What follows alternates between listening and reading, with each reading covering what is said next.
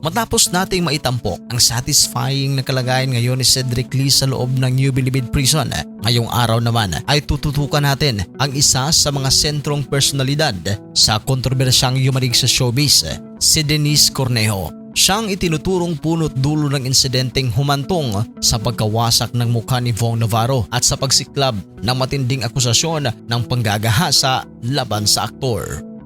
Si Denise Cornejo ay isang dating model at beauty pageant contestant na unang nakilala ng publiko noong unang bahagi ng 2010s. Naging mas prominent ang kanyang pangalan hindi dahil sa showbiz project kundi dahil sa kontrobersyal na kasong kinasasangkutan niya noong 2014 na umalingaw-ngaw sa buong bansa, ang kasong kinasangkutan ng TV host at aktor na si Vong Navarro. Pero bago siya tuluyang makilala ng publiko dahil sa kontrobersya, si Denise Cornejo ay namuhay ng pribado at tahimik na buhay. Siya ay isang college graduate. Noong 2014, nagbahagi si Denise ng certificate sa pagpasa niya sa online program mula sa Harvard X, ang arm ng Harvard University na nag-o-offer ng online courses, at kilala sa kanyang interest sa fitness, modeling at beauty-related activities. Pumasok rin si Denise sa mundo ng beauty pageants at modeling kung saan siya ay nakasali sa ilang kompetisyon at events. Bagamat hindi siya naging major name sa showbiz, mayroon na siyang maayos na online following at kilala sa kanyang fit, physique at mistisang features, dahilan upang makuha ang atensyon ng ilang brands at organizers. Inilalarawan si Denise noon bilang isang social at outgoing na individual.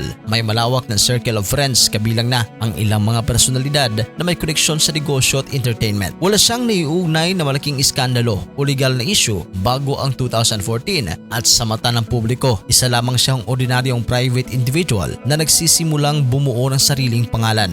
Bago ang kontrobersya, hindi pa siya kilalang personalidad sa mainstream media. Ang kanyang pangalan ay halos hindi lumalabas sa balita at wala ring indikasyon noon na siya ay magiging sentro ng isa sa pinakamalaking showbiz controversies sa bansa. Si Denise ngayon ay kasalukuyang 34 years old. Noong 2014, siya pa lamang noon ay 23 years old nang pumutok ang issue sa kanila ni Vong. Noong Enero 17, 2014, natagpuan si Vong sa loob ng isang condominium unit sa Taguig City na malubha ang pinsala sa mukha at katawan. Ayon sa ulat, siya ay pinagbubugbog ng isang grupo ng mga lalaki matapos umano siyang akusahan ng panghahalay kay Denise Cornejo. Iginiit ni Denise na ginahasa siya ni Vong Navarro sa loob ng kondo dahil dito nagsampa siya ng reklamo ng rape laban sa aktor. Isang aligasyong nagdulot ng matinding galit ng publiko at agarang paghusga kay Vong sa social media. Mariing itinanggi ni Vong ang akusasyon. Ayon sa kanya, kusang loob ang kanyang pagpunta sa kondo at walang naganap na panghahalay. Iginiit din niya na ang pambubugbog sa kanya ay planado at isinagawa ng mga taong malapit kay Denise, kabilang si Cedric Lee. Habang umuusad ang kaso, lumitaw ang mga text messages, CCTV footage at testimonya na sinuri ng korte. Unti-unting nabago ang direksyon ng kaso mula sa rape allegation patungo sa illegal detention at serious illegal detention laban sa mga umanong nambugbog kay Vong.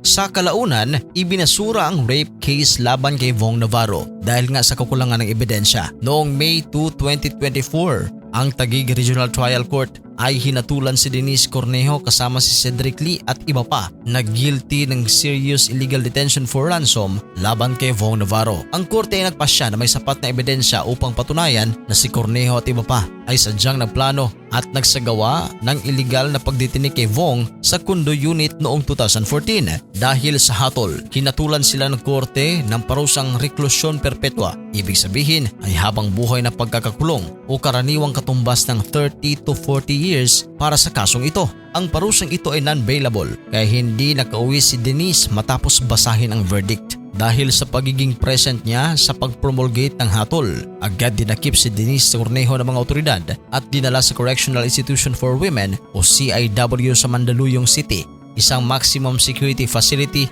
para sa mga babaeng preso. Si Denise ay aktibong nasa loob pa rin ng CIW at nagsisilbi ng kanyang sentensya na reclusion perpetua. Ibig sabihin ay habang buhay upang matagalan na pagkakakulong. Anong masasabi niyo dito? Karapat-dapat lang ba na makulong ng habang buhay si Denise Cornejo kasama si Cedric Lee? I-comment ang inyong reaksyon sa ating comment section.